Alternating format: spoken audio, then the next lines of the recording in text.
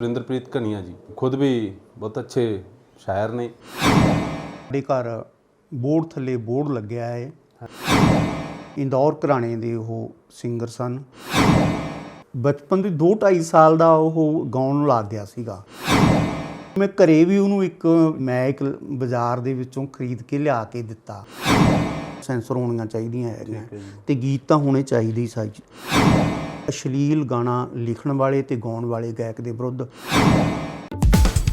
ਡਾਕਟਰਾ ਦੇ ਦੇ ਕੋਈ ਦਵਾਈ ਜਿਹਦੇ ਨਾਲ ਯਾਰ याद ना आवे।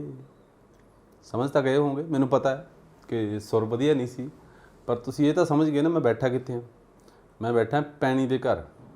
ਬਹੁਤ ਅੱਛਾ ਸਿੰਗਰ ਹੈ ਇਸ ਟਾਈਮ ਪੈਣੀ, ਉਹਨਾਂ ਦੇ ਘਰ ਬੈਠਾ। ਮੈਂ ਉਹਨਾਂ ਦੇ ਫਾਦਰ ਸਾਹਿਬ ਨਾਲ ਬੈਠਾ, ਸੁਰਿੰਦਰਪ੍ਰੀਤ ਘਨੀਆ ਜੀ ਖੁਦ ਵੀ ਬਹੁਤ ਅੱਛੇ ਸ਼ਾਇਰ ਨੇ, ਬਹੁਤ ਉਹਨਾਂ ਨੇ ਨਾਮ ਖੱਟਿਆ ਹੈ। ਘਨੀਆ ਸਾਹਿਬ ਤੁਹਾਡਾ ਸਵਾਗਤ ਹੈ ਜੀ ਚੈਨਲ 'ਤੇ। ਸ਼ੁਕਰੀਆ ਬਹੁਤ ਬਹੁਤ। ਮੈਂ ਤੁਹਾਡਾ ਵੀ ਸਵਾਗਤ ਕਰਦਾ ਹਾਂ।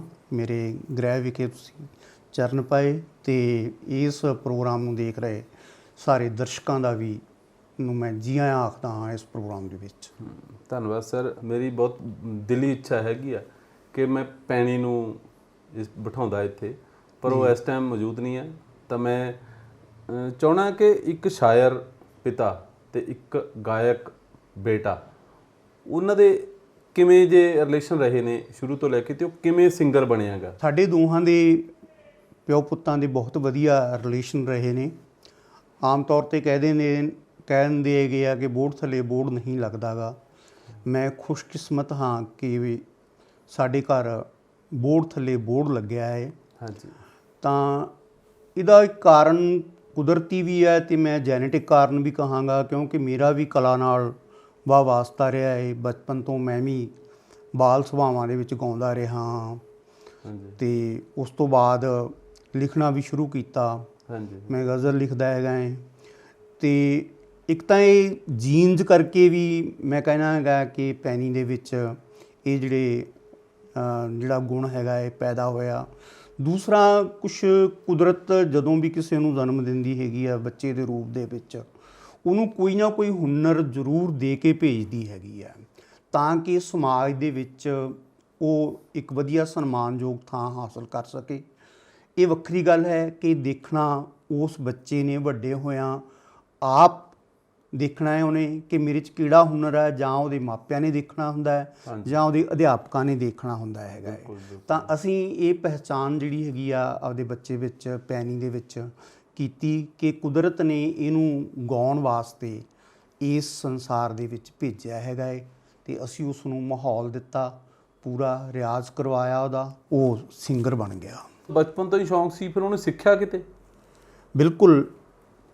ਪੈਣੀ ਨੂੰ ਬੜੀ ਦਿਲਚਸਪ ਗੱਲ ਹੈਗੀ ਹੈ ਕਿਉਂਕਿ ਉਹਨੂੰ ਬਚਪਨ ਦੇ 2-2.5 ਸਾਲ ਦਾ ਉਹ ਗਾਉਣ ਲੱਗ ਗਿਆ ਸੀਗਾ।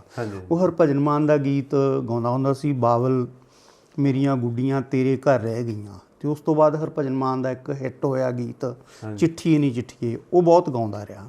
ਇੱਕ ਵਾਰ ਮੈਂ ਪ੍ਰੋਗਰਾਮ ਕਰਵਾਇਆ ਪਿੰਡ ਆਪਣੇ ਕਵੀਸ਼ਰੀ ਮੁਕਾਬਲੇ, ਉੱਥੇ ਵੀ ਉਹਨੇ ਉਦੋਂ ਉਹਦੀ 2.5 ਸਾਲ ਦੀ ਏਜ ਸੀਗੀ ਸਾਰੀ, ਅਤੇ ਉਹਦੀ ਫੋਟੋ ਵੀ ਕਿਤੇ ਹੁਣ ਤਾਂ ਮੈਨੂੰ ਲੱਭਣੀ ਨਹੀਂ ਗੀ ਅਤੇ ਪਈ ਹੈਗੀ ਆ। ਉੱਦਾਂ ਉਹਦੇ ਹੱਥ 'ਚ ਮੈਕ ਫੜਿਆ ਵਾ ਅਤੇ ਉਹਨੇ ਗਾਇਆ ਗਾਣਾ। ਤਾਂ ਫਿਰ ਮੈਂ ਘਰੇ ਵੀ ਉਹਨੂੰ ਇੱਕ ਮੈਕ ਬਾਜ਼ਾਰ ਦੇ ਵਿੱਚੋਂ ਖਰੀਦ ਕੇ ਲਿਆ ਕੇ ਦਿੱਤਾ। ਮੈਂ ਕਿਹਾ ਤਾਂ ਕਿ ਇਹਨੂੰ ਮੈਕ ਦੀ ਸਾਇੰਸ ਆ ਜਾਵੇ ਵੀ ਕਿੱਥੇ ਖੜ੍ਹ ਕੇ ਕਿੰਨਾ ਮੈਕ ਤੋਂ ਦੂਰ ਆਪਣਾ ਮੂੰਹ ਰੱਖਣਾ ਹੈਗਾ ਹੈ ਅਤੇ ਕਿਵੇਂ। ਤਾਂ ਇਹ ਵੀ ਮੇਰੇ ਯਾਦ ਹੈਗਾ ਹੁਣ ਤੱਕ। ਉਸ ਤੋਂ ਬਾਅਦ ਜਿੱਥੋਂ ਤੱਕ ਉਹਦੀ ਤਾਲੀਮ ਦੀ ਗੱਲ ਹੈਗੀ ਆ, ਉਹ ਤਾਂ ਬਕਾਇਦਾ ਤੀਸਰੀ ਜਮਾਤ ਤੋਂ ਸ਼ੁਰੂ ਹੋ ਗਈ ਸੀਗੀ। ਵਿਜੇ ਸਚਦੇਵਾ ਸੀ, ਉਹਨਾਂ ਤੋਂ ਸ਼ੁਰੂਆਤ ਹੋਈ, ਉਹਨਾਂ ਦੀ ਡੈਥ ਹੋ ਗਈ। ਉਸ ਤੋਂ ਬਾਅਦ ਦਵਿੰਦਰ ਭੱਟੀ ਜੀ ਸੀ ਉਸਤਾਦ, ਪੁਲਿਸ ਪਬਲਿਕ ਸਕੂਲ ਦੇ ਵਿੱਚ ਟੀਚਰ ਸੀ, MPhil ਸੀ ਮਿਊਜ਼ਿਕ ਦੇ। ਇੰਦੌਰ ਘਰਾਣੇ ਦੇ ਉਹ ਸਿੰਗਰ ਸਨ, ਉਹਨਾਂ ਤੋਂ ਤਾਲੀਮ ਹਾਸਲ ਕੀਤੀ। ਇੱਕ ਵਾਰ ਇੰਦੌਰ ਘਰਾਣੇ ਦੇ ਜਿਹੜੇ ਗੱਦੀ ਨਸ਼ੀਨ ਸਨ ਪ੍ਰੋਫੈਸਰ RS ਬਿਸਟ, ਉਹ ਬਠਿੰਡੇ ਆਏ ਤਾਂ ਉਹਨਾਂ ਨੇ ਪੈਣੀ ਨੂੰ ਗਾਉਂਦਿਆਂ ਸੁਣਿਆ ਤਾਂ ਉਹ ਬਹੁਤ ਪ੍ਰਭਾਵਿਤ ਹੋਏ ਇਹਦੀ ਕਲਾ ਤੋਂ। ਕਹਿੰਦੇ ਵੀ ਇਹ ਤਾਂ ਰੱਬੀ ਦਾਤ ਹੈਗੀ ਹੈ ਭੱਟੀ ਸਾਹਿਬ, ਕਿ ਇਹ ਆਪਣੇ ਘਰਾਣੇ ਦੇ ਨਾਲ ਇਸ ਬੱਚੇ ਨੂੰ ਜੋੜਿਆ ਜਾਵੇ। ਤਾਂ ਫਿਰ ਉਹਨਾਂ ਨੇ ਪੈਣੀ ਨੂੰ ਮਤਲਬ ਆਪਣਾ ਜਿਹੜਾ ਸ਼ਾਗਿਰਦ ਬਣਾਇਆ ਸੀ ਬਕਾਇਦਾ। ਇਹਨੂੰ ਇਸ ਵਿੱਚ ਜਿਹੜਾ ਗਾਇਕੀ ਦਾ ਇਹ ਘਰਾਣਾ ਹੈਗਾ ਹੈ ਜਾਂ ਖੇਤਰ ਹੈਗਾ ਹੈ, ਉਹਨੂੰ ਉਸਤਾਦੀ ਸ਼ਾਗਿਰਦੀ ਵਿੱਚ ਇੱਕ ਗੰਢੇ ਦੀ ਰਸਮ ਹੁੰਦੀ ਹੈਗੀ ਆ, ਉਹ ਅਸੀਂ ਬਕਾਇਦਾ ਦਿੱਲੀ ਕਰਵਾ ਕੇ ਲੈ ਕੇ ਆਏ। ਫਿਰ ਇਹ ਦਿੱਲੀ ਜਾਂਦਾ ਰਿਹਾ ਹੈਗਾ ਤਾਲੀਮ ਲੈਣ ਵਾਸਤੇ। ਤੇ ਇਸ ਤਰ੍ਹਾਂ ਬਚਪਨ ਤੋਂ ਹੀ ਮਤਲਬ ਫਿਰ ਘਰੇ ਵੀ ਰਿਆਜ਼ ਹੀ ਨਹੀਂ ਕਰਨਾ, ਮੈਂ ਕੋਲੇ ਬੈਠ ਕੇ ਰਿਆਜ਼ ਕਰਾਉਣਾ। ਇਹਦਾ ਬੇਸਮੈਂਟ ਦੇ ਵਿੱਚ ਸਾਡੇ ਤੁਸੀਂ ਵੇਖੀ ਹੈਗੀ ਆ, ਇਹ ਕਮਰਾ ਸਪੈਸ਼ਲ ਇਹਦੇ ਵਾਸਤੇ ਹੀ ਤਿਆਰ ਕਰਵਾਇਆ ਸੀਗਾ। ਠੀਕ ਹੈ ਜੀ। ਤਾਂ ਮੈਂ ਇਹਦੇ ਬਾਰੇ ਤਾਂ ਕਹਿ ਰਿਹਾ ਹੈਗਾ ਕਿ ਜਿਸ ਵੀ ਸਟੇਜ 'ਤੇ ਗਾਇਆ ਹੈਗਾ ਇਹਨੇ ਸਰੋਤਿਆਂ ਨੂੰ ਪ੍ਰਭਾਵਿਤ ਕੀਤਾ ਹੈਗਾ। ਇਸ ਤੋਂ ਬਿਨਾਂ ਇਹ ਕਾਵਿ ਉਚਾਰਨ ਮੁਕਾਬਲਿਆਂ ਵਿੱਚ ਵੀ ਇਹਦਾ ਗੋਲਡ, ਕਵਿਸ਼ਰੀ ਮੁਕਾਬਲਿਆਂ ਵਿੱਚ ਵੀ, ਲੋਕ ਗੀਤ ਦੇ ਵਿੱਚ ਪੰਜਾਬ ਸਕੂਲ ਸਿੱਖਿਆ ਬੋਰਡ ਦੇ ਵਿੱਚ ਇਹਨੇ ਕਈ ਵਾਰ ਮਤਲਬ ਗੋਲਡ ਜਿਹੜੇ ਹੈਗੇ ਆ ਪ੍ਰਾਪਤ ਕੀਤੇ। ਕਾਲਜ ਕਲਰ ਵੀ ਇਹਨੂੰ ਮਿਲਿਆ।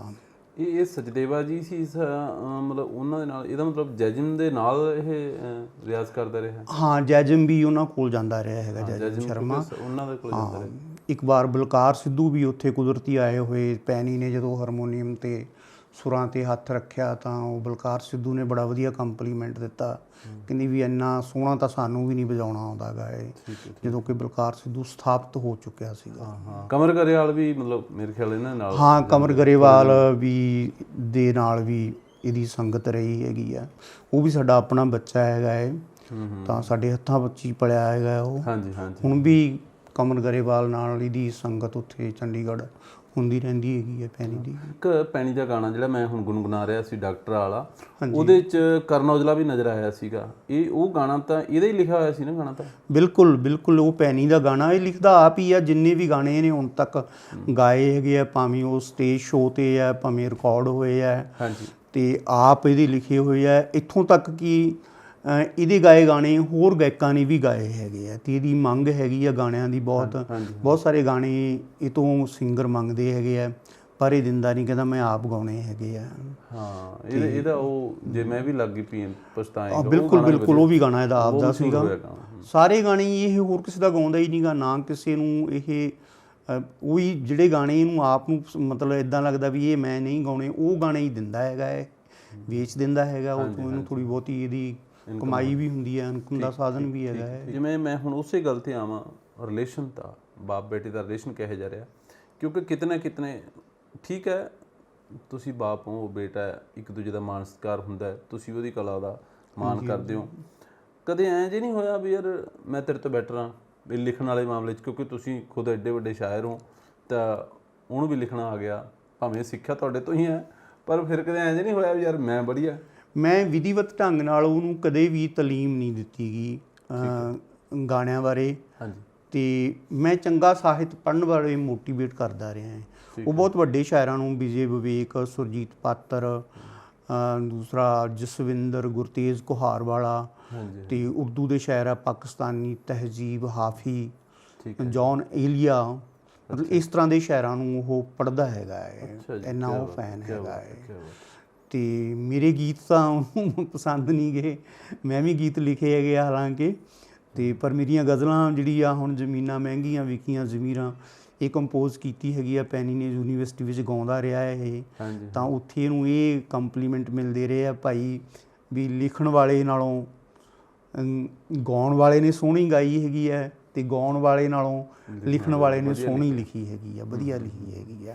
ਇਹ ਹਿੱਟ ਹੋਈ ਆ ਪੰਜਾਬੀ ਯੂਨੀਵਰਸਿਟੀ ਦੇ ਵਿੱਚ। ਇਹ ਮੈਂ ਇਸੇ 'ਤੇ ਆ ਰਿਹਾ ਕਿ ਇਹ ਜਿਹੜੀ ਤੁਹਾਡੀ ਗਜ਼ਲ ਹੈ ਬਹੁਤ ਹਿੱਟ ਹੋਈ ਹੈ, ਅਤੇ ਜੇ ਸਾਨੂੰ ਤੁਸੀਂ ਥੋੜ੍ਹਾ ਜਿਹਾ ਸੁਣਾ ਦਿਓ ਤਾਂ?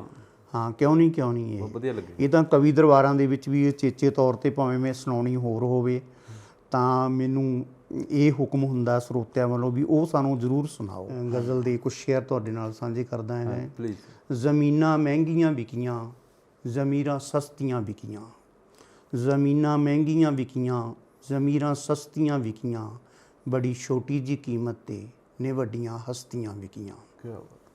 ਸਿਆਸਤ ਨੇ ਅਨੋਖੀ ਇੱਕ ਰਵਾਇਤੀ ਚਾਲ ਕੀ ਚੱਲੀ, ਸਿਆਸਤ ਨੇ ਅਨੋਖੀ ਇੱਕ ਰਵਾਇਤੀ ਚਾਲ ਕੀ ਚੱਲੀ, ਕਿ ਆਟੇ ਦਾਲ ਦੇ ਭਾ ਕੁੱਲ ਨਗਰ 'ਤੇ ਬਸਤੀਆਂ ਵਿਕੀਆਂ।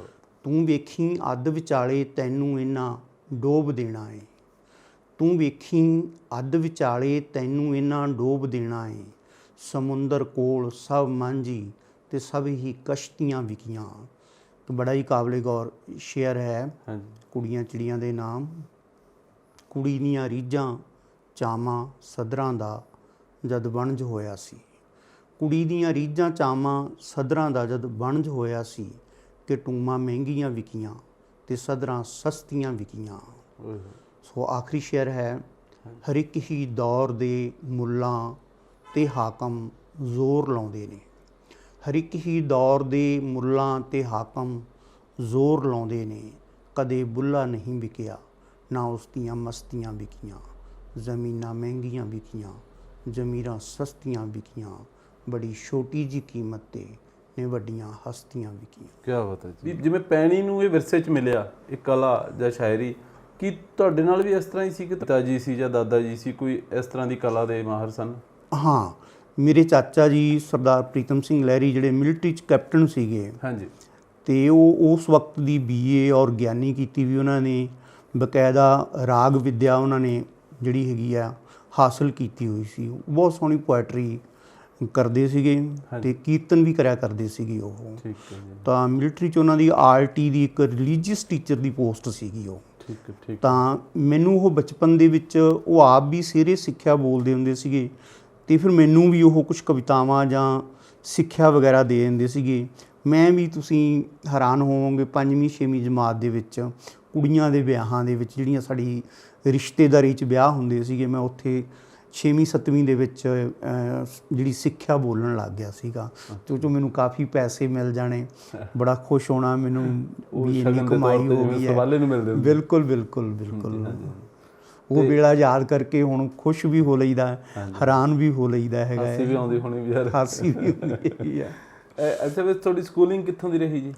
ਮੇਰੀ ਸਕੂਲਿੰਗ ਜਿਹੜੀ ਪ੍ਰਾਇਮਰੀ ਪੱਧਰ ਤੱਕ ਮੇਰੇ ਪਿੰਡ ਘਣੀਆਂ, ਜਿਹੜਾ ਫਰੀਦਕੋਟ ਜ਼ਿਲ੍ਹੇ ਦਾ ਆਖਰੀ ਪਿੰਡ ਹੈ, ਉੱਥੋਂ। ਤੇ ਹਾਈ ਸਕੂਲ ਨਾਲ ਹੀ ਸਾਡੇ ਗੁਆਂਢੀ ਪਿੰਡ ਆ ਮਲੂਕਾ, ਬਠਿੰਡਾ ਜ਼ਿਲ੍ਹੇ ਦਾ ਪਿੰਡ ਹੈਗਾ, ਬਹੁਤ ਮਸ਼ਹੂਰ।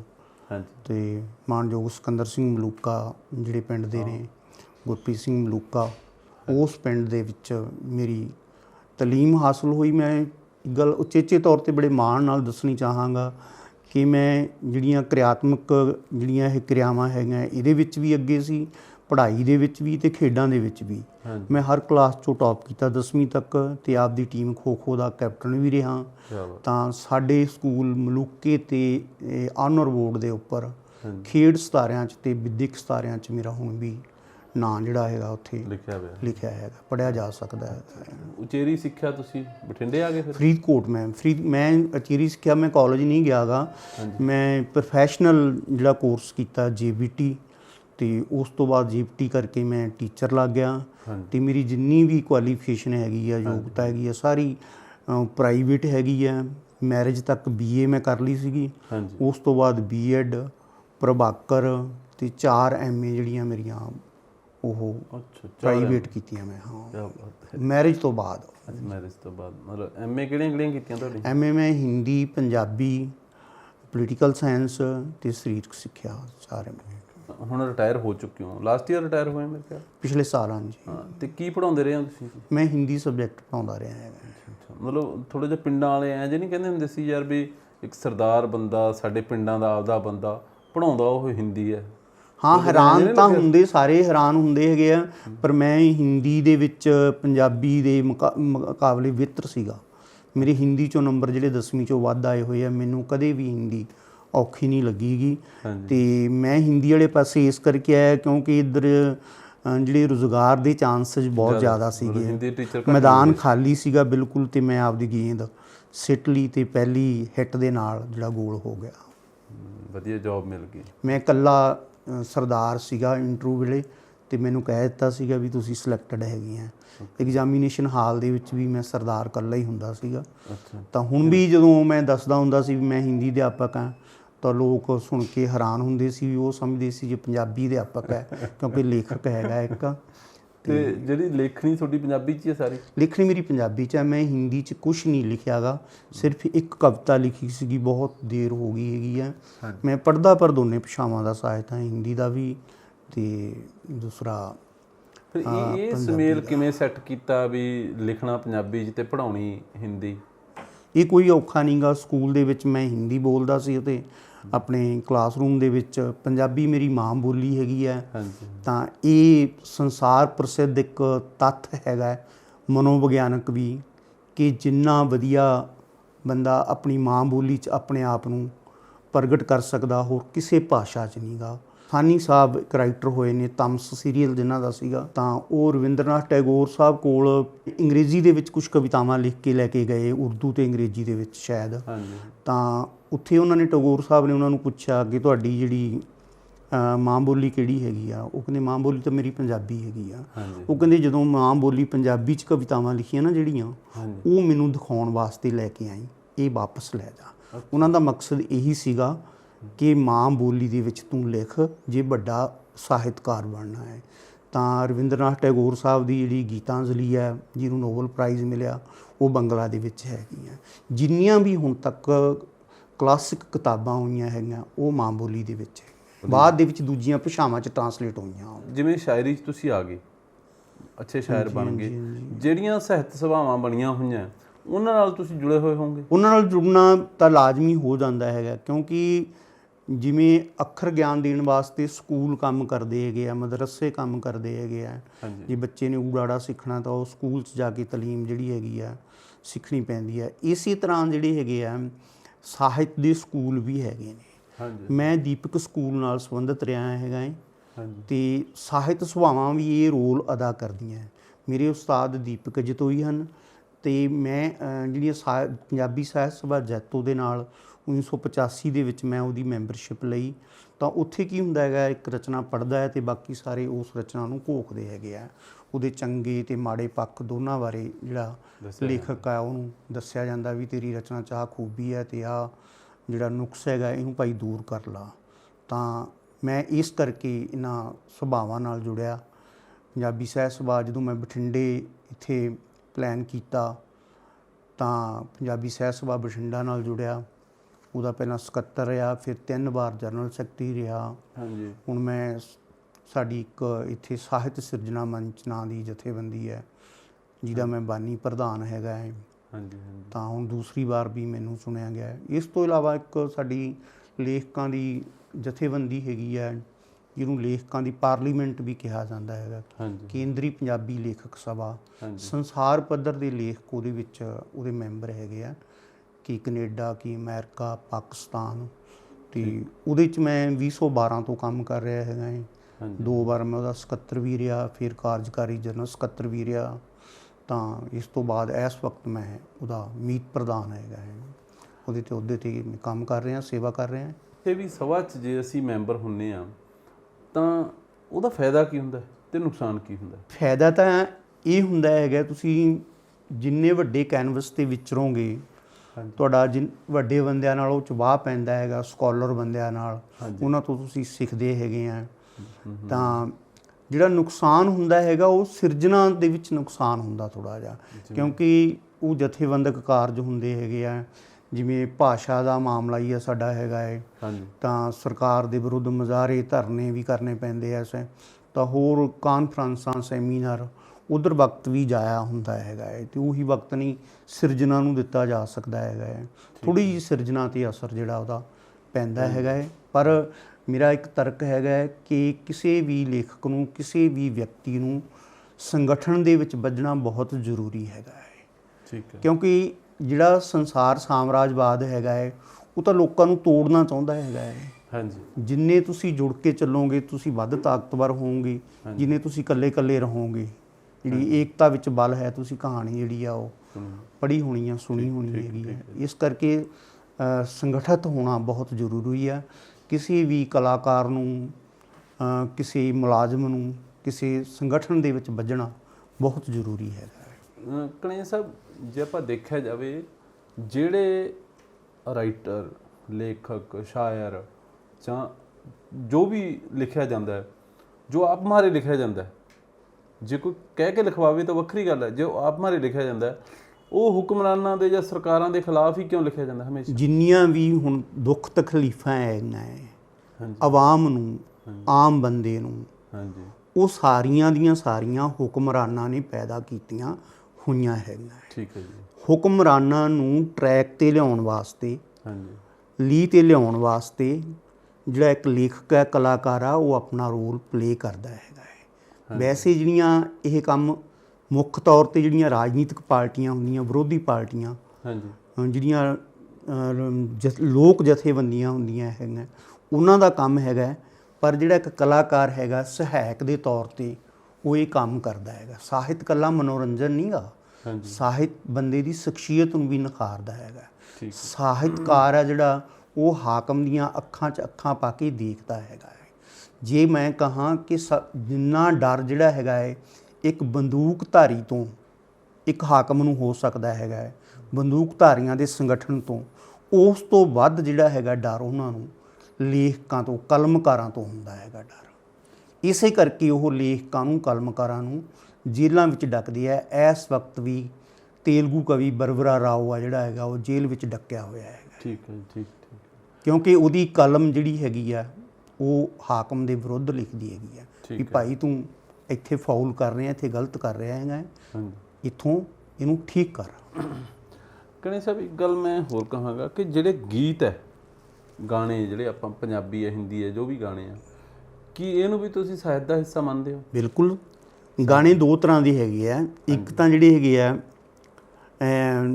ਵਿਸ਼ਿਸ਼ਟ ਸਾਹਿਤ ਦੇ ਵਿੱਚ ਆ ਜਾਂਦੇ ਹੈਗੇ ਆ, ਸਾਹਿਤਕ ਗੀਤ, ਅਤੇ ਇੱਕ ਜਿਹੜੇ ਕੈਸਟ ਕਲਚਰ ਜਿਹੜਾ ਹੈਗਾ ਅੱਜ ਕੱਲ੍ਹ ਚੱਲ ਰਿਹਾ ਹੈਗਾ ਇਹ ਗਾਣੇ। ਅਤੇ ਇੱਕ ਤੀਸਰੀ ਕਿਸਮ ਦੇ ਹੁੰਦੇ ਆ ਲੋਕ ਗੀਤ ਵੀ ਹੁੰਦੇ ਹੈਗੇ ਆ, ਜਿਨ੍ਹਾਂ ਦਾ ਰਚੈਤਾ ਤਾਂ ਹੁੰਦਾ ਹੈ ਪਰ ਉਹ ਇੰਨੇ ਪਾਪੂਲਰ ਹੋ ਜਾਂਦੇ ਹੈਗੇ ਆ ਤਾਂ ਉਹਦੇ ਨਾਲੋਂ ਲੇਖਕ ਦਾ ਨਾਮ ਜਿਹੜਾ ਕੱਟਿਆ ਜਾਂਦਾ ਹੈਗਾ ਉਹ ਫਿਰ ਲੋਕਾਂ ਦੇ ਬਣ ਜਾਂਦੇ ਹੈਗੇ। ਬਿਲਕੁਲ ਤੁਹਾਡੀ ਗੱਲ ਠੀਕ ਹੈ। ਜਿਹੜਾ ਤੁਸੀਂ ਕੈਸਟ ਕਲਚਰ ਕਹਿ ਰਹੇ ਹੋ, ਜਿਹੜੇ ਇਹ ਗਾਣੇ ਆ, ਮੈਂ ਜੇ ਕਹਾਂ ਕਿ ਇਹ ਮਾੜਾ ਸਾਹਿਤ ਹੈ, ਕਿਉਂਕਿ ਜਿਨ੍ਹਾਂ ਦਾ ਅਸਰ ਕੈਸਟ ਕਲਚਰ ਦੇ ਵਿੱਚ ਗਾਣੇ ਅੱਛੇ ਵੀ ਲਿਖੇ ਜਾਂਦੇ ਆ, ਬੁਰੇ ਵੀ ਲਿਖੇ ਜਾਂਦੇ ਆ, ਸਮਾਜ ਵਿਰੋਧੀ ਗਾਣੇ ਵੀ ਹੁੰਦੇ ਆ ਜਿਹੜੇ ਕਿ ਸੁਣੇ ਤਾਂ ਜਾਂਦੇ ਆ, ਮਸ਼ਹੂਰ ਵੀ ਹੁੰਦੇ ਨੇ, ਠੀਕ ਹੈ, ਪਰ ਉਹਨਾਂ ਨੂੰ ਲਿਖਣ ਵਾਲੇ ਵੀ ਤਾਂ ਲੇਖਕ ਹੁੰਦੇ ਹੀ ਨੇ। ਫਿਰ ਇਹੋ ਜਿਹੇ ਲੇਖਕਾਂ ਦੀ ਹੁੰਦੀ ਕਦੇ ਕੋਈ ਆਵਾਜ਼ ਕਿਉਂ ਨਹੀਂ ਉੱਠਦੀ? ਜੇ ਲੇਖਕ ਹੁਕਮਰਾਨਾਂ ਦੇ ਖਿਲਾਫ ਬੋਲ ਸਕਦਾ ਹੈ ਤਾਂ ਫਿਰ ਇਹੋ ਜਿਹਾ ਲਿਖਣ ਵਾਲਿਆਂ ਦੇ ਖਿਲਾਫ ਕਦੇ ਕਿਉਂ ਨਹੀਂ ਖੜਦਾ? ਪਿਛਲੇ ਸਮੇਂ ਦੌਰਾਨ ਸਾਡੀ ਵੈਸੇ ਤਾਂ ਮੰਗ ਵੀ ਹੈਗੀ ਆ ਵੀ ਇੱਕ ਜਿਵੇਂ ਫਿਲਮਾਂ ਦਾ ਸੈਂਸਰ ਬੋਰਡ ਹੈ ਉਵੇਂ ਸੈਂਸਰ ਬੋਰਡ ਬਣਨਾ ਚਾਹੀਦਾ ਹੈਗਾ। ਉਹਦੇ ਵਿੱਚ ਜਿਹੜਾ ਈਵਨ ਕਿਤਾਬਾਂ ਵੀ ਹੈਗੀਆਂ ਹੈ ਉਹ ਸੈਂਸਰ ਰਾਹੀਂ ਜਾਣੀਆਂ ਚਾਹੀਦੀਆਂ, ਸੈਂਸਰ ਹੋਣੀਆਂ ਚਾਹੀਦੀਆਂ ਹੈਗੀਆਂ, ਅਤੇ ਗੀਤ ਤਾਂ ਹੋਣੇ ਚਾਹੀਦੇ ਹੈਗੇ ਆ। ਇਹ ਸਾਡੀ ਮੰਗ ਹੈਗੀ ਹੈ।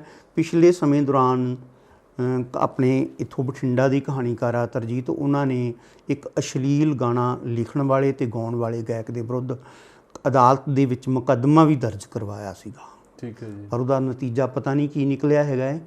ਤਾਂ ਲੋੜ ਜਿਹੜੀ ਚੇਤਨਾ ਦੀ ਲੋੜ ਹੈਗੀ ਹੈ, ਮਤਲਬ ਜਿਹੜਾ ਅਸਲ ਵਿੱਚ ਜਿਹਦੇ ਇੱਕ ਹੱਥ ਕਲਮ ਆ ਗਈ ਉਹਨੂੰ ਮੈਂ ਨਾ ਜਿਹੜੇ ਇਸ ਵਕਤ ਹੈਗੇ ਆ ਮੌਜੂਦਾ ਦੌਰ ਆ ਜਿਹੜਾ ਗਾਇਕੀ ਦਾ, ਇਹਦੇ ਵਿੱਚ ਬਹੁਤ ਸੋਹਣਾ ਵੀ ਲਿਖਿਆ ਜਾ ਰਿਹਾ ਹੈਗਾ, ਬਹੁਤ ਮਾੜਾ ਵੀ ਲਿਖਿਆ ਜਾ ਰਿਹਾ, ਕੋਈ ਸ਼ੱਕ ਨਹੀਂ ਗਾ, ਦੋਨੇ ਤਰ੍ਹਾਂ ਦਾ ਲਿਖਿਆ ਜਾ ਰਿਹਾ ਹੈ। ਇਹ ਚੰਗਾ ਮਾੜਾ ਜਿਵੇਂ ਨੇਕੀ ਤੇ ਬਦੀ ਨਾਲ ਚੱਲਦੇ ਹੈਗੇ ਆ, ਚੰਗਾ ਮਾੜਾ ਵੀ ਨਾਲ ਚੱਲਦਾ ਹੈਗਾ। ਮੇਰੇ ਕਹਿਣ ਦਾ ਮਤਲਬ ਉਹੀ ਹੈ ਨਾ ਵੀ ਜੇ ਹੁਕਮਰਾਨ ਕੁਝ ਗਲਤ ਕਰਦੇ ਆ, ਚਲੋ ਠੀਕ ਹੈ, ਆਪਾਂ ਕਹਿੰਦੇ ਹਾਂ ਕਿ ਅਸ਼ਲੀਲ ਗਾਣੇ ਹੋ ਗਏ, ਉਹ ਮਾੜੀ ਗੱਲ ਹੈ। ਕੁਝ ਗਾਣੇ ਇਹੋ ਜਿਹੇ ਵੀ ਅਸ਼ਲੀਲਤਾ ਹੈ ਨਹੀਂ, ਪਰ ਉਹ ਅਸ਼ਲੀਲਤਾ ਨਾਲੋਂ ਵੀ ਭੈੜੇ ਨੇ, ਜਿਹੜੇ ਨੌਜਵਾਨ ਪੀੜ੍ਹੀ ਨੂੰ ਕੁਰਾਹੇ ਪਾ ਰਹੇ ਨੇ। ਬਿਲਕੁਲ, ਤੁਸੀਂ ਸਮਝਦੇ ਇਸ ਤਰ੍ਹਾਂ ਦੇ ਗਾਣੇ ਨਹੀਂ ਹੋਣੇ ਚਾਹੀਦੇ ਕਿ ਮੈਂ ਸਹਿਮਤ ਹੈਗਾ ਇਹਦੇ ਨਾਲ। ਹਾਂਜੀ। ਤਾਂ ਜਿਹੜਾ ਜੇ ਇਹਨੂੰ ਆਪਾਂ ਸਾਹਿਤ ਦਾ ਹਿੱਸਾ ਮੰਨ ਲਈਏ ਕਿ ਹੁੰਦਾ ਹੀ ਸਾਹਿਤ ਦਾ ਹਿੱਸਾ ਹੈ ਗੀਤ, ਤਾਂ ਸਾਹਿਤ ਕਿਹਦੇ ਵਾਸਤੇ ਹੁੰਦਾ ਹੈ? ਸਾਹਿਤ ਦਾ ਮਤਲਬ ਹੈਗਾ ਉਹ ਸਾਹਿਤ, ਉਹ ਰਚਨਾਵਾਂ ਜਿਹੜੀਆਂ ਲੋਕਾਂ ਦੇ ਹਿੱਤ ਦੀ ਗੱਲ ਕਰਨ, ਭਲੇ ਦੀ ਗੱਲ ਕਰਨ, ਲੋਕਾਂ ਨੂੰ ਸੇਧ ਦੇਣ, ਨੌਜਵਾਨ ਪੀੜ੍ਹੀ ਨੂੰ ਸੇਧ ਦੇਣ। ਪਰ ਐਸਾ ਹੋ ਨਹੀਂ ਰਿਹਾ, ਕਿਉਂਕਿ ਸਾਡੇ ਅੱਜ ਕੱਲ੍ਹ ਦੇ ਜਿਹੜੇ ਗਾਇਕ ਹੈ ਉਹ ਗੀਤ ਤਾਂ ਗਾ ਰਹੇ ਨੇ ਕਿ ਗੈਂਗਸਟਰ ਨੂੰ ਹੀਰੋ ਬਣਾ ਕੇ ਪੇਸ਼ ਕੀਤਾ ਜਾ ਰਿਹਾ, ਨਸ਼ੇੜੀ ਨੂੰ ਹੀਰੋ ਬਣਾਇਆ ਜਾ ਰਿਹਾ, ਜਾਂ ਰਫਲਾਂ ਚਲਾਉਣ ਵਾਲਿਆਂ ਨੂੰ, ਹਥਿਆਰ ਚਲਾਉਣ ਵਾਲਿਆਂ ਨੂੰ ਹੀਰੋ ਵਜੋਂ ਪੇਸ਼ ਕੀਤਾ ਜਾ ਰਿਹਾ, ਤੇ ਨੌਜਵਾਨ ਪੀੜ੍ਹੀ ਤੇ ਨੱਚਣ ਲਈ ਮਾੜਾ ਅਸਰ ਪੈ ਰਿਹਾ ਉਸ ਚੀਜ਼। ਇਹ ਜਿਹੜੀ ਕਲਾ ਹੈ ਇੱਕ ਤਰ੍ਹਾਂ ਦੀ ਨਾ ਇਹ ਬਾਜ਼ਾਰ ਦੀ ਵਸਤੂ ਬਣ ਚੁੱਕੀ ਹੈਗੀ ਹੈ। ਹਾਂਜੀ। ਇਸ ਕਰਕੇ ਕਹਿੰਦੇ ਹੁੰਦੇ ਹੈਗੇ ਆ ਜੋ ਦਿਖਦਾ ਹੈਗਾ ਉਹ ਵਿਕਦਾ ਹੈਗਾ ਹੈ। ਤਾਂ ਵਿਕਣ ਵਾਲੀਆਂ ਇਹ ਚੀਜ਼ਾਂ ਬਣ ਗਈਆਂ ਹੈਗੀਆਂ।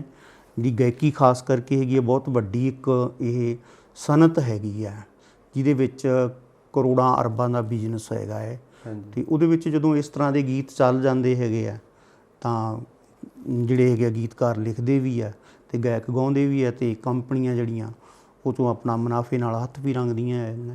ਮੈਂ ਜੇ ਇਹ ਗੱਲ ਕਹਾਂ ਕਿ ਜਿਹੜੀਆਂ ਵੀ ਸਾਹਿਤ ਸਭਾਵਾਂ ਨੇ ਜਾਂ ਲੇਖਕ ਸਭਾਵਾਂ ਨੇ, ਉਹਨਾਂ ਤੋਂ ਇਹੋ ਜਿਹੀ ਕੋਈ ਉਮੀਦ ਨਹੀਂ ਕਰ ਸਕਦੇ ਬਜ਼ਾਰੂ ਕਲਾ ਦੇ ਖਿਲਾਫ ਕੋਈ ਝੰਡਾ ਚੱਕਣਗੇ, ਕਿਉਂਕਿ ਜਿਹੜੀਆਂ ਸਾਹਿਤ ਸਭਾਵਾਂ ਨੇ ਉਹ ਆਪਸ ਵਿੱਚ ਦੀ ਇਕੱਠੀਆਂ ਨਹੀਂ ਹੈਗੀਆਂ। ਇੱਕ ਸ਼ਹਿਰ ਦੇ ਵਿੱਚ ਜਾਂ ਪੰਜਾਬ ਦੇ ਵਿੱਚ ਅਨੇਕਾਂ ਹੀ ਸੰਸਥਾਵਾਂ ਬਣੀਆਂ ਹੋਈਆਂ ਨੇ, ਉਹ ਸਿਰਫ ਚੌਧਰ ਦਾ ਰੌਲਾ ਨਹੀਂ ਹੈ। ਨਹੀਂ, ਉਹ ਕੁਛ ਹੈ ਇਦਾਂ ਦੀ ਗੱਲ ਵੀ ਹੈਗੀ ਹੈ। ਜਿਸ ਸੰਸਥਾ ਦੀ ਮੈਂ ਗੱਲ ਕੀਤੀ ਹੈ, ਕੇਂਦਰੀ ਪੰਜਾਬੀ ਲੇਖਕ ਸਭਾ ਦੀ, ਉਹ ਇੱਕ ਤਰ੍ਹਾਂ ਦਾ ਇਹਨਾਂ ਸੁਭਾਵਾਂ ਦਾ ਹੀ ਸੰਗਠਨ ਹੈਗਾ ਹੈ, ਜਿਹੜੀਆਂ ਵੱਖ-ਵੱਖ ਕਸਬਿਆਂ, ਪਿੰਡਾਂ, ਸ਼ਹਿਰਾਂ ਦੇ ਵਿੱਚ ਹੈ।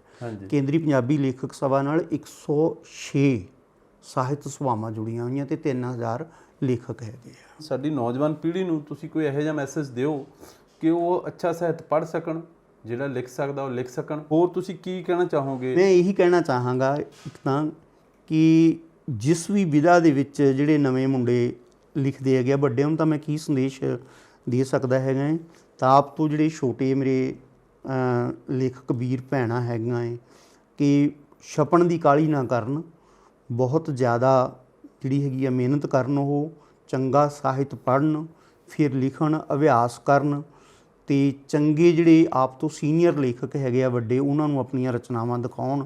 ਜੇ ਉਹ ਉਹਨਾਂ ਨੂੰ ਕਹਿਣ ਕਿ ਇਹ ਬਹੁਤ ਵਧੀਆ ਰਚਨਾਵਾਂ ਤੁਹਾਡੀਆਂ, ਤਾਂ ਉਹ ਫਿਰ ਲੋਕਾਂ ਦੇ ਵਿੱਚ ਲੈ ਕੇ ਆਉਣ। ਪੁਰਾਣੇ ਜ਼ਮਾਨੇ 'ਚ ਕੀ ਹੁੰਦਾ ਸੀਗਾ, ਜਿਵੇਂ ਗਾਇਕੀ ਪਰੰਪਰਾ ਹੈਗੀ ਆ, ਉਹਨਾਂ ਚਿਰ ਕੋਈ ਵੀ ਉਸਤਾਦ ਆਪਣੇ ਚੇਲੇ ਨੂੰ ਸਟੇਜ 'ਤੇ ਨਹੀਂ ਸੀ ਲੈ ਕੇ ਆਉਂਦਾ ਗਾ, ਜਿੰਨਾ ਚਿਰ ਉਹਨੂੰ ਪਤਾ ਨਹੀਂ ਸੀ ਲੱਗ ਜਾਂਦਾ ਕਿ ਇਹ ਸਟੇਜ 'ਤੇ ਚੜ੍ਹਨ ਦੇ ਕਾਬਲ ਹੈ ਜਾਂ ਨਹੀਂ ਹੈਗਾ ਹੈ। ਤਾਂ ਪਰ ਇਹਦੇ ਵਿੱਚ ਕੀ ਹੈਗਾ, ਸਾਡੇ ਸਾਹਿਤ ਦੇ ਵਿੱਚ ਫੇਸਬੁੱਕ ਹੈ, ਜਿਵੇਂ ਦੂਸਰਾ ਇੰਸਟਾਗ੍ਰਾਮ ਹੈਗਾ ਹੈ, ਵਟਸਐਪ ਹੈ, ਤਾਂ ਜਿਹੜੇ ਨਵੇਂ ਲੇਖਕ ਹੈਗੇ ਆ ਉਹਨਾਂ ਨੂੰ ਉਹਦੇ 'ਤੇ ਬਹੁਤ ਕਾਹਲੀ ਹੁੰਦੀ ਹੈਗੀ ਹੈ ਕਿ ਅਸੀਂ ਇਹਦੇ 'ਤੇ ਰਚਨਾਵਾਂ ਪਾਈਏ, ਅਤੇ ਫਿਰ ਉਸ ਤੋਂ ਬਾਅਦ ਨਾਲ ਦੀ ਨਾਲ ਜਿਹੜਾ ਹੈਗਾ ਹੈ ਉਹ ਮੇਰੇ ਖਿਆਲ ਨੀਂਦ ਵੀ ਪੂਰੀ ਨਹੀਂ, ਸਾਊਂਡ ਸਲੀਪ ਵੀ ਨਹੀਂ ਲੈਂਦੇ, ਸੁਬਾਹ ਫਿਰ ਜਾ ਕੇ ਸੁਬਾਹ ਉਹਦੇ ਵਿੱਚੋਂ ਲਾਈਕ ਵੇਖਦੇ ਆ ਕਿੰਨੇ ਹੋ ਗਏ ਹੈਗੇ ਆ। ਅਤੇ ਇਸ ਤਰ੍ਹਾਂ ਕੱਚਾ ਪਿੱਲਾ ਸਾਹਿਤ ਜ਼ਿਆਦਾ ਅੱਗੇ ਆ ਰਿਹਾ ਹੈਗਾ ਹੈ। ਤਾਂ ਜਿਹੜਾ ਸੋਸ਼ਲ ਮੀਡੀਆ ਨੇ ਕੁਛ ਸਾਨੂੰ ਲੇਖਕ ਦਿੱਤੇ ਵੀ ਹੈਗੇ ਆ, ਮੈਂ ਇਹ ਨਹੀਂ ਕਹਿ ਸਕਦਾ, ਮੈਂ ਬਿਲਕੁਲ ਰੱਦ ਨਹੀਂ ਕਰ ਸਕਦਾ, ਜਿਹੜੇ ਸਾਡੇ ਸਥਾਪਿਤ ਲੇਖਕ ਆ ਉਹ ਵੀ ਇਹਦੀ ਵਰਤੋਂ ਕਰਦੇ ਹੈਗੇ ਆ। ਪਰ ਗੱਲ ਮਿਹਨਤ ਦੀ ਹੈਗੀ ਆ। ਪਹਿਲਾਂ ਮਿਹਨਤ ਜਦੋਂ ਪਤਾ ਲੱਗ ਗਿਆ, ਜਿਵੇਂ ਹੁਣ ਫਲ ਹੈਗਾ ਇੱਕ, ਉਹ ਜੇ ਆਪਾਂ ਕੱਚਾ ਫਲ ਖਾਵਾਂਗੇ ਉਹ ਸਵਾਦ ਨਹੀਂ ਦੇਵੇਗਾ, ਉਹੀ ਫਲ ਪੱਕਿਆ ਵਾ ਤੁਸੀਂ ਸਵਾਦ ਤੁਹਾਨੂੰ ਕਰ ਦੇਵੇਗਾ। ਇਵੇਂ ਜਿਹੜੀ ਪ੍ਰਪੱਕ ਰਚਨਾ ਹੈਗੀ ਆ ਉਹ ਪਾਠਕ ਦੇ ਸੋਝ ਸਵਾਦ ਨੂੰ ਜਿਹੜਾ ਹੈਗਾ ਤ੍ਰਿਪਤ ਵੀ ਕਰੇਗੀ, ਅਤੇ ਆਉਣ ਵਾਲੇ ਸਮੇਂ 'ਚ ਉਸ ਰਾਈਟਰ ਦੀਆਂ ਜਿਹੜੀਆਂ ਰਚਨਾਵਾਂ ਨੂੰ ਉਡੀਕੇਗੀ। ਅਤੇ ਇੱਕ ਮੈਂ ਇੱਕ ਗੱਲ ਕਹਿਣੀ ਚਾਹਾਂਗਾ ਵੀ ਜਿਸ ਵਿਧਾ ਵਿੱਚ ਵੀ ਕੋਈ ਨਵਾਂ ਲੇਖਕ ਲਿਖਦਾ ਹੈ, ਜੇ ਗਜ਼ਲ ਲਿਖਦਾ ਤਾਂ ਉਹਨੂੰ ਗਜ਼ਲ ਦੇ ਜਿਹੜੇ ਕਲਾ ਪੱਖ ਬਾਰੇ ਪੂਰਾ ਗਿਆਨ ਹੋਣਾ ਚਾਹੀਦਾ ਹੈ। ਜੇ ਉਹ ਕਹਾਣੀ ਲਿਖਦਾ ਹੈ ਤਾਂ ਕਹਾਣੀ ਬਾਰੇ ਪੂਰਾ ਗਿਆਨ ਹੋਣਾ ਚਾਹੀਦਾ ਹੈ। ਨਾਵਲ ਲਿਖਦਾ ਹੈ ਤਾਂ ਨਾਵਲ ਬਾਰੇ ਪੂਰਾ ਗਿਆਨ ਹੋਣਾ ਚਾਹੀਦਾ। ਉਹਨੂੰ ਘੱਟੋ ਘੱਟ ਸੈਂਕੜੇ ਨਾਵਲ ਪੜ੍ਹੇ ਹੋਣੇ ਚਾਹੀਦੇ ਆ ਉਹਦੇ ਜਿਹੜੇ ਹੈਗੇ, ਤਾਂ ਕਿ ਉਹਨੂੰ ਤਕਨੀਕ ਬਾਰੇ, ਕਿ ਜਿਹੜੇ ਸਾਡੇ ਸਥਾਪਿਤ ਲੇਖਕ ਹੈਗੇ ਆ ਉਹ ਆਪਦੀ ਗੱਲ ਕਿਸ ਤਰ੍ਹਾਂ ਕਹਿੰਦੇ ਹੈਗੇ ਆ, ਕਿਸ ਤਰ੍ਹਾਂ ਪ੍ਰਗਟਾਉਂਦੇ ਆ ਆਪਣਾ ਆਪ ਜਿਹੜਾ ਹੈਗਾ। ਮੈਂ ਇੰਨੀ ਗੱਲ ਕਰਨੀ ਚਾਹੁੰਦਾ ਸੀਗਾ। ਕਣੀ ਸਾਹਿਬ, ਮੈਂ ਚਾਹਾਂਗਾ ਕਿ ਤੁਹਾਡੀ ਕੋਈ ਰਚਨਾ ਜ਼ਰੂਰ ਸੁਣਾਓ।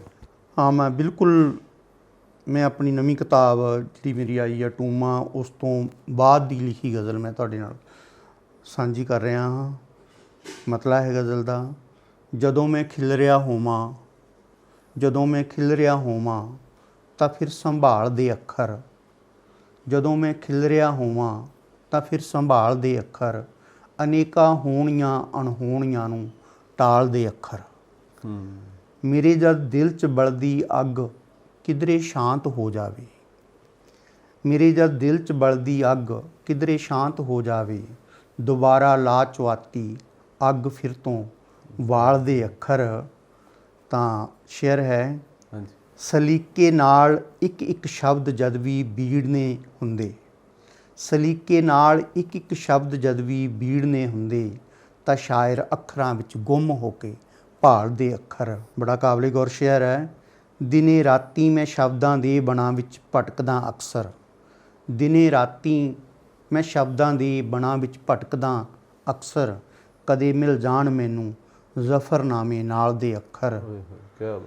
ਸ਼ੁਕਰੀਆ ਬਹੁਤ ਬਹੁਤ। ਪੰਜਾਬੀ ਵਰਨਮਾਲਾ ਨੀਝ ਲਾ ਕੇ ਵੇਖਦਾ ਜਦ ਵੀ, ਪੰਜਾਬੀ ਵਰਨਮਾਲਾ ਨੀਝ ਲਾ ਕੇ ਵੇਖਦਾ ਜਦ ਵੀ, ਕਿ ਜਗ ਦੇ ਦੀਵੜੇ ਲੱਗਣ ਹਰ ਇੱਕ ਹੀ ਪਾਲ ਦੇ ਅੱਖਰ। ਵਕਤ ਦੇ ਨਾਲ ਆਖਰ ਇਹਨਾਂ ਵੀ ਤਾਂ ਬੀਤ ਜਾਣਾ ਸੀ, ਵਕਤ ਦੇ ਨਾਲ ਆਖਰ ਇਹਨਾਂ ਵੀ ਤਾਂ ਬੀਤ ਜਾਣਾ ਸੀ, ਜੇ ਦਿਲ ਦੇ ਰਖਣਿਆਂ ਵਿੱਚ ਯਾਦਾਂ ਨਾ ਸੰਭਾਲਦੇ ਅੱਖਰ। ਸ਼ੇਅਰ ਹੈ, ਮੇਰੀ ਹਰ ਗਜ਼ਲ ਮੇਰੇ ਪਾਠਕਾਂ ਨੂੰ ਕਹਿਕਸ਼ਾਂ ਲੱਗੇ, ਮੇਰੀ ਹਰ ਗਜ਼ਲ ਮੇਰੇ ਪਾਠਕਾਂ ਨੂੰ ਕਹਿਕਸ਼ਾਂ ਲੱਗੇ, ਮੈਂ ਤਾਂ ਹੀ ਭਾਲਦਾ ਹਾਂ ਤਾਰਿਆਂ ਦੇ ਨਾਲ ਦੇ ਅੱਖਰ। ਤੋ ਸ਼ੇਅਰ ਹੈ, ਉਤਾਰੇ ਆਰਤੀ ਨਾ ਅੱਖਰਾਂ ਦੀ ਕਿਉਂ ਭਲਾ ਕਣੀਆਂ। ਉਤਾਰੇ ਆਰਤੀ ਨਾ ਅੱਖਰਾਂ ਦੀ ਕਿਉਂ ਭਲਾ ਕਣੀਆਂ। ਉਹਦੀ ਸੰਵੇਦਨਾ ਨੂੰ ਸ਼ੇਰਾਂ ਦੇ ਵਿੱਚ ਢਾਲਦੇ ਅੱਖਰ। ਜਦੋਂ ਵੀ ਖਿਲਰਿਆ ਹੋਵਾਂ ਤਾਂ ਫਿਰ ਸੰਭਾਲਦੇ ਅੱਖਰ। ਅਨੇਕਾਂ ਹੋਣੀਆਂ ਅਣਹੋਣੀਆਂ ਨੂੰ ਟਾਲਦੇ ਅੱਖਰ। ਕਿਆ ਬਾਤ ਹੈ, ਬਹੁਤ ਅੱਛੇ ਜੀ, ਬਹੁਤ ਅੱਛੇ। ਮਤਲਬ ਮੈਂ ਤਾਂ ਕਣੀਆਂ ਸਾਹਿਬ ਬਹੁਤ ਵਾਰੀ ਇਹ ਸੋਚਦਾ ਹੁੰਦਾ ਵੀ ਯਾਰ ਜਿਹੜੇ ਲੇਖਕ ਹੁੰਦੇ ਨੇ ਜਾਂ ਸ਼ਾਇਰ ਹੁੰਦੇ ਨੇ, ਹਾਂਜੀ, ਇਹ ਐਡੇ ਸੋਹਣੇ ਸ਼ਬਦ ਕਿੱਥੋਂ ਲੱਭ ਲੈਂਦੇ ਨੇ ਤੇ ਫਿਰ ਉਹਨਾਂ ਨੂੰ ਇਸ ਤਰੀਕੇ ਨਾਲ ਪਰੋਂਦੇ ਨੇ ਕਿ ਸੁਣਨ ਵਾਲੇ ਤਾਂ ਮਤਲਬ ਸੁੱਧ ਬੁੱਧ ਗੁੰਮ ਜਾਂਦੀ ਹੈ ਯਾਰ ਵੀ। ਕਿਆ ਬਾਤ ਹੈ, ਮਤਲਬ ਇਹ ਬਸ ਕੁਛ ਕੁਦਰਤ ਦੀ ਦਾਤ ਹੈਗੀ ਹੈ ਤੇ ਕੁਦਰਤ ਦੀ ਦਾਤ ਨੂੰ ਕੁਛ ਮਿਹਨਤ ਦੇ ਨਾਲ ਹੋਰ ਤਰਾਸ਼ਿਆ ਜਾਂਦਾ ਹੈਗਾ। ਇਹੀ ਇਹਦੇ ਵਿੱਚ ਪਿੱਛੇ ਕਰਾਮਾਤ ਹੈਗੀ ਹੈ। ਜੀ ਮਤਲਬ ਦੇਖੋ, ਇਹ ਗੱਲ ਕਹਿ ਦੇਣਾ ਕਾਫੀ ਨਹੀਂ ਹੁੰਦਾ ਕਿ ਕਰਾਮਾਤ ਹੈ। ਇਹ ਤਾਂ ਇੱਕ ਸ਼ਬਦ 'ਚ ਕਿਹਾ ਗਿਆ ਕਿ ਇਹ ਕਰਾਮਾਤ ਹੈ, ਪਰ ਇਹ ਜਿਹੜੇ ਕਰਾਮਾਤ ਹੁੰਦੇ ਹੁੰਦੇ ਤਾਂ ਜ਼ਿੰਦਗੀਆਂ ਬੀਤ ਜਾਂਦੀਆਂ ਨੇ। ਮਤਲਬ ਮੈਨੂੰ ਲੱਗਦਾ ਕਿ ਜਿਹੜਾ ਸੁਰਿੰਦਰਪ੍ਰੀਤ ਘਣੀਆ ਉਹ ਵੀ ਕੋਈ ਸ਼ਾਇਰ ਐਵੇਂ ਤਾਂ ਨਹੀਂ ਬਣ ਗਿਆ, ਕਿਤੇ ਨਾ ਕਿਤੇ ਪਤਾ ਨਹੀਂ 4 ਦਹਾਕਿਆਂ ਦਾ ਸਫ਼ਰ ਲੱਗਿਆ ਹੈ ਦੇਖੋ ਇੱਥੋਂ ਤੱਕ ਪਹੁੰਚਦਿਆਂ ਨੂੰ। 40 ਸਾਲ ਉਮਰਾਂ ਲੰਘ ਗਈਆਂ। ਇਹ ਜ਼ਮੀਨਾਂ ਮਹਿੰਗੀਆਂ ਵਿਕੀਆਂ, ਜ਼ਮੀਰਾਂ ਸਸਤੀਆਂ ਵਿਕੀਆਂ। ਇਹੋ ਜੀ ਗਜ਼ਲ ਲਿਖਣ ਤੋਂ ਪਹਿਲਾਂ ਸੈਂਕੜੇ ਗਜ਼ਲਾਂ ਲਿਖੀਆਂ ਹੈਗੀਆਂ ਜਿਹੜੀਆਂ ਫਿਰ ਇੱਥੋਂ ਤੱਕ ਪਹੁੰਚੇ। ਉਹੀ ਹੈ ਨਾ ਜੀ, ਮਤਲਬ ਉਹਦੇ ਅਰਥ ਕਿੰਨੀਆਂ ਅਰਥ ਭਰਪੂਰ ਮਤਲਬ ਚੀਜ਼ਾਂ ਨੇ ਇਹ। ਬਿਲਕੁਲ ਬਿਲਕੁਲ। ਤੇ ਕਣੀ ਸਾਹਿਬ ਤੁਹਾਡੀਆਂ ਕਿਤਾਬਾਂ ਵੀ ਆਈਆਂ ਨੇ ਤੇ ਉਹਦੇ ਬਾਰੇ ਵੀ ਕੋਈ ਜ਼ਿਕਰ ਕਰ ਦਿਓ। ਕਿਤਾਬਾਂ ਮੇਰੀਆਂ, ਪਹਿਲੀ ਕਿਤਾਬ ਮੇਰੀ ਲੋਕ ਗੀਤ ਪ੍ਰਕਾਸ਼ਨ ਨੇ ਛਾਪੀ ਸੀ 2006 ਦੇ ਵਿੱਚ, ਹਰਫਾਂ ਦੇ ਪੁੱਲ ਇਹ ਕਿਤਾਬ ਹੈ। ਹਾਂਜੀ, ਤੁਸੀਂ ਵੀ ਪੜ੍ਹਿਓ ਇਹਨੂੰ? ਹਰਫਾਂ ਦੇ ਪੁੱਲ ਮੈਂ ਫਿਰ ਪੜ੍ਹੀ ਹੈਗਾ ਵੀ ਮੇਰੇ ਖਿਆਲ। ਕਟੂਮਾ ਇਹਦੇ 2 ਜਿਹੜੇ ਐਡੀਸ਼ਨ ਛਪੇ, ਇਹਨੂੰ ਮਾਨ ਸਨਮਾਨ ਵੀ ਮਿਲੇ। ਇਹ ਕਿਤਾਬ ਮੇਰੀ ਹੁਣੇ ਪਿੱਛੇ 25 ਦਸੰਬਰ ਨੂੰ ਰਿਲੀਜ਼ ਹੋਈ ਗਈ ਹੈ 2021। ਟੂਮਾ ਇਹ ਆਟਮ ਪ੍ਰਕਾਸ਼ਨ ਵਾਲਿਆਂ ਨੇ ਛਾਪੀ ਗਈ ਆ, ਆਟਮ ਆਰਟ ਪਟਿਆਲਾ ਵਾਲਿਆਂ ਨੇ। ਇਹ ਵੀ ਤੁਸੀਂ ਪੜ੍ਹਿਓ। ਪੜ੍ਹਨ ਜੋ ਕਿਤਾਬਾਂ ਹੈਗੀਆਂ, ਗਜ਼ਲਾਂ। ਤਾਂ ਮੈਂ ਦੱਸ ਦੇਵਾਂ, ਤੁਸੀਂ ਤੁਹਾਡੇ ਮਨ 'ਚ ਸ਼ਾਇਦ ਸਵਾਲ ਹੋਵੇ ਵੀ 4 ਦਹਾਕਿਆਂ 'ਚ 2 ਕਿਤਾਬਾਂ ਆਈਆਂ ਹੈਗੀਆਂ। ਮੈਂ ਗੁਣਵੱਤਾ ਵਿੱਚ ਵਿਸ਼ਵਾਸ ਰੱਖਣ ਵਾਲਾ ਲੇਖਕ ਹੈਗਾ ਹੈ, ਸ਼ਾਇਰ ਹੈਗਾ, ਗਿਣਤੀ ਵਧਾਉਣ ਵਾਲਾ ਨਹੀਂ ਗਾ। ਕਹਿੰਦੇ ਹੁੰਦੇ ਹੈਗੇ ਇੱਕ ਤੁਹਾਡੀ ਰਚਨਾ ਹੀ ਤੁਹਾਨੂੰ ਅਮਰ ਕਰ ਦਿੰਦੀ ਹੈਗੀ ਹੈ। ਜਿਵੇਂ ਮੇਰੀ ਜ਼ਮੀਨਾਂ ਮਹਿੰਗੀਆਂ ਵਿਕੀਆਂ, ਜ਼ਮੀਰਾਂ ਸਸਤੀਆਂ ਵਿਕੀਆਂ, ਇਹ ਜਿੱਥੇ ਜਿੱਥੇ ਪੰਜਾਬੀ ਬੈਠੇ ਹੈਗੇ ਆ ਤੇ ਸਾਹਿਤ ਨਾਲ ਥੋੜ੍ਹੀ ਬਹੁਤੀ ਮੱਸ ਰੱਖਦੇ ਆ, ਹਰ ਇੱਕ ਨੇ ਇਹ ਰਚਨਾ ਮੇਰੀ ਜਿਹੜੀ ਹੈ ਉਹਦੇ ਤੱਕ ਪਹੁੰਚੀ ਹੋਈ ਹੈਗੀ। ਕੋਈ ਸ਼ੱਕ ਨਹੀਂ, ਕੋਈ ਸ਼ੱਕ। ਤੇ ਮੈਂ ਬਿਲਕੁਲ ਸੰਤੁਸ਼ਟ ਹੈਗਾ ਹੈ। ਅੱਗੇ ਰਿਟਾਇਰਮੈਂਟ ਤੋਂ ਬਾਅਦ ਪੜ੍ਹਨ ਲਿਖਣ ਦਾ ਸਫ਼ਰ ਜਾਰੀ ਹੈਗਾ ਹੈ ਤੇ ਜਾਰੀ ਰਹੇਗਾ ਅਖੀਰਲੇ ਸਾਹਾਂ ਤੱਕ। ਬੜੀ ਖੁਸ਼ੀ ਹੋਈ ਤੁਹਾਡੇ ਨਾਲ ਗੱਲਬਾਤ ਕਰਕੇ, ਕਿਉਂਕਿ ਕਾਫੀ ਦੇਰ ਤੋਂ ਮੈਂ ਸੋਚ ਰਿਹਾ ਸੀ ਵੀ ਮੈਂ ਆਪਦੇ ਚੈਨਲ ਦੇ ਮਾਧਿਅਮ ਨਾਲ ਤੁਹਾਡੇ ਵਰਗੇ ਸ਼ਾਇਰਾਂ ਜਾਂ ਹੋਰ ਕਲਾਕਾਰਾਂ ਨੂੰ ਲੋਕਾਂ ਸਾਹਮਣੇ ਪੇਸ਼ ਕਰਾਂ, ਤਾਂ ਕਿ ਤੁਹਾਨੂੰ ਦੇਖ ਕੇ ਕਿਸੇ ਹੋਰ ਦੇ ਮਤਲਬ ਦਿਲ ਦੇ ਅੰਦਰ ਵੀ ਇਹ ਅੱਗ ਫੁੱਟੇ ਕਿ ਉਹ ਵੀ ਤੁਹਾਡੇ ਤੋਂ ਕੋਈ ਸੇਧ ਲੈ ਕੇ ਅੱਗੇ ਬਹੁਤ ਵਧੀਆ ਲਿਖ ਸਕਣ। ਕਿਉਂਕਿ ਕਈ ਵਾਰੀ ਕੀ ਹੁੰਦਾ ਕਿ ਗੁਣ ਤਾਂ ਬਹੁਤ ਹੁੰਦੇ ਆ ਹਰੇਕ ਦੇ ਵਿੱਚ, ਬਟ ਉਹਨਾਂ ਨੂੰ ਉਹੀ ਤੁਹਾਡੇ ਵਾਲੀ ਗੱਲ ਜਿਵੇਂ ਤੁਸੀਂ ਕਹਿੰਦੇ ਕਿ ਪਛਾਣਨਾ ਪੈਂਦਾ। ਬਿਲਕੁਲ ਬਿਲਕੁਲ। ਉਹ ਜੇ ਤੁਹਾਡੀ ਇਹ ਇੰਟਰਵਿਊ ਸੁਣ ਕੇ ਕੋਈ ਆਪਦੇ ਆਪ ਨੂੰ ਪਛਾਣ ਲੈਂਦਾ ਤਾਂ ਉਹ ਬਹੁਤ ਵਧੀਆ ਗੱਲ ਹੈਗੀ। ਤੇ ਤੁਹਾਡਾ ਬਹੁਤ ਧੰਨਵਾਦੀ ਹਾਂ ਅਸੀਂ ਕਿ ਗੱਲਬਾਤ ਕੀਤੀ। ਤੇ ਮੈਂ ਸਾਡੇ ਦਰਸ਼ਕਾਂ ਨੂੰ ਵੀ ਅਪੀਲ ਕਰਾਂਗਾ ਕਿ ਇਹੋ ਜਿਹੀਆਂ ਹਸਤੀਆਂ ਨੂੰ ਮਿਲਿਆ ਕਰੋ, ਇਹਨਾਂ ਦੀਆਂ ਕਿਤਾਬਾਂ ਪੜ੍ਹਿਆ ਕਰੋ, ਤੁਹਾਨੂੰ ਬਹੁਤ ਕੁਝ ਸਿੱਖਣ ਨੂੰ ਮਿਲੇਗਾ। ਤੇ ਤੁਸੀਂ ਜਿਹੜਾ ਤੁਹਾਡੇ ਅੰਦਰ ਜਿਹੜੇ ਬਲਬਲੇ ਉੱਠ ਰਹੇ ਨੇ ਉਹ ਸ਼ਬਦਾਂ ਰਾਹੀਂ ਜਾਂ ਲਿਖਤਾਂ ਰਾਹੀਂ ਬਹੁਤ ਤੁਸੀਂ ਇੱਕ ਸੇਧ ਦੇ ਸਕਦੇ ਹੋ ਦੁਨੀਆ ਨੂੰ। ਮੇਰੇ ਵੱਲੋਂ ਵੀ ਬਲਵਿੰਦਰ ਸ਼ਰਮਾ ਜੀ, ਤੁਹਾਡਾ ਵੀ ਬਹੁਤ ਬਹੁਤ ਸ਼ੁਕਰੀਆ। ਤੁਹਾਡੇ ਨਾਲ ਆਏ ਕੈਮਰਾਮੈਨ ਦਾ ਵੀ ਬਹੁਤ ਬਹੁਤ ਸ਼ੁਕਰੀਆ। ਤਾਂ ਇਸ ਦੇ ਨਾਲ ਹੀ ਜਿਹੜੇ ਦਰਸ਼ਕ ਉਹਨਾਂ ਦਾ ਵੀ ਬਹੁਤ ਬਹੁਤ ਸ਼ੁਕਰੀਆ ਮੇਰੇ ਵੱਲੋਂ।